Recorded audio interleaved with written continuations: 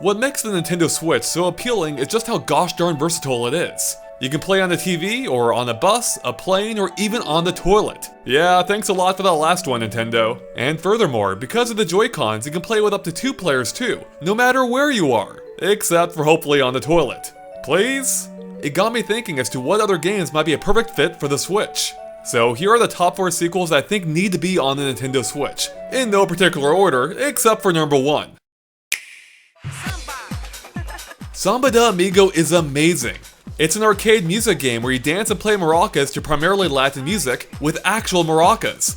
I'm not kidding. Even the Dreamcast port required an expensive pair of motion sensing maracas, and it was totally worth it. But if the game needs maracas, what the hell is it doing on the Switch list? Well, as it turns out, you actually don't need maracas at all, as long as you have something that can approximate them close enough. As proven when the game was ported to the Wii, where a pair of Wii remotes ended up being a pretty decent replacement, with the built-in rumble even mimicking the feel of beans rattling around inside. And as it just so happens, the Switch comes with a pair of maracas of its own, in the form of the Joy-Cons. The Switch already has everything you need built in. Plus, the Joy-Con's enhanced motion sensors will make the game far more playable than it ever was on the Wii. And heck, the HD Rumble can make the rattle effect even more convincing than before. The only catch is that you would need a second set of Joy-Cons for some 2-player action, but that's a small price to pay for how fun the game can be. Especially since Samba De Amigo has historically been one of the least portable games possible, with it being playable mostly only in an arcade or at home, possibly with giant maraca accessories. Yet with a Switch, it would allow you to have a Samba De Amigo dance party no matter where you are, and that would be awesome. Oh, and I should mention too real quick that while I was writing the script for this video, instead of Samba De Amigo, I accidentally wrote Samba De Amiibo. Yeah, it's almost too perfect. Come on, Sega, make it happen.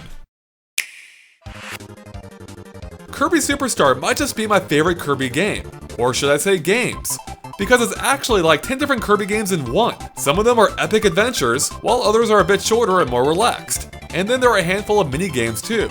But the important part is that nearly every one of them supports drop-in and drop-out multiplayer, and that's why it's a perfect fit for the Switch. Because given all the ways in which you can play the Switch, you never know when someone might want to hop in and join you. And that wouldn't be a problem on the Switch at all. Just hand them a Joy-Con and they can pop right into the game alongside Kirby. Plus, with such a wide selection of games available, there's almost certainly something for everyone to enjoy.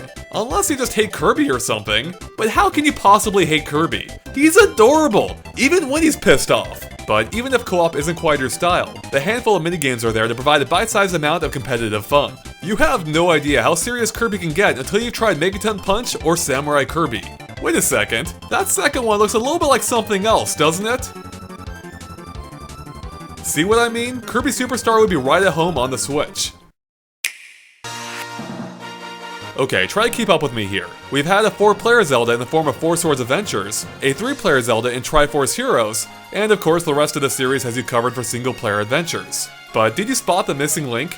There has never been a Zelda focused around just 2 players. And I think the Switch is a perfect time to make that happen. It does have 2 controllers built right in after all.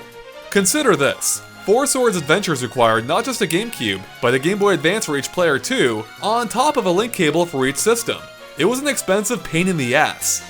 And even in Triforce Heroes, everyone needed their own 3DS. But with a 2-player Zelda on the Switch, a single system would have everything you need. Plus, it's way easier rounding up just one friend for co-op than trying to reliably find 2 or 3 others. And that's even more the case on a system that can be played literally anywhere.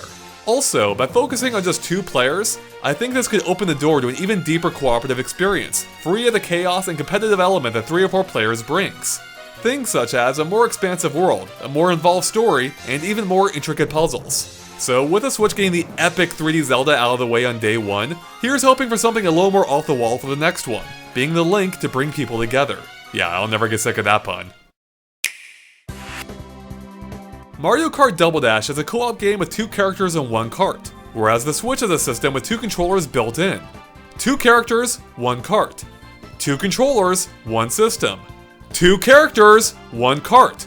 2 controllers, 1 system. Are you getting it? Hell, swapping characters was even done with a Switch button. What I'm getting at is Mario Kart Double Dash is practically tailor-made for the Switch, and it's the absolute perfect platform for a sequel. Now of course, a Double Dash sequel would still be perfectly playable in single player, but the magic happens when you have a friend who wants to join in too. Just hand them one of your Joy-Cons and you're ready to go. Bam! Instant Mario Kart multiplayer on a single system, all without having to split the screen in half, which is especially nice if you're playing on the Switch's tiny tabletop screen. There's just something so damn fun and magical about working together to outrace and outwit your opponents. It's basically the video game version of being drift compatible. Okay, but what if you're itching for some real competition? Well, have I got news for you, because this is where the real brilliance of the Switch really shines through, as it could offer the true evolution of Double Dash's LAN mode. Because back then, you could connect up to 8 GameCubes and TVs together with a team of 2 on each set for 16 players total. It was freaking epic, and entirely impractical. I mean, it made Four Swords Adventures look like child's play by comparison. But if you somehow had the means, the effort is well worth it, because you really haven't lived until you've experienced what it's like to play team-based Mario Kart with 16 players total. It really is something else. And that's the great thing about the Switch, because it can do exactly that, only much easier. After all, Nintendo's confirmed that 8 Switches can be linked together, and since each one comes complete with its own screen and a pair of controllers, you're set! It makes the impossible possible! I swear to God, Nintendo, if Double Dash Switch doesn't happen, it'll be the biggest missed opportunity since the Pokemon Snap on Wii U that never happened. The gamepad is perfect for it! Oh, it's making me angry all over again! And you wouldn't want to see me when I'm angry. So I guess we better wrap it up here. So there you have it, the top 4 games that I want to see get Switch sequels. But what about you? What games do you think would be a good fit for the Switch? Let us know by posting in the comments below. Thanks for watching, and make sure to hit that subscribe button if you haven't already for tons more on the Nintendo Switch and other things gaming too.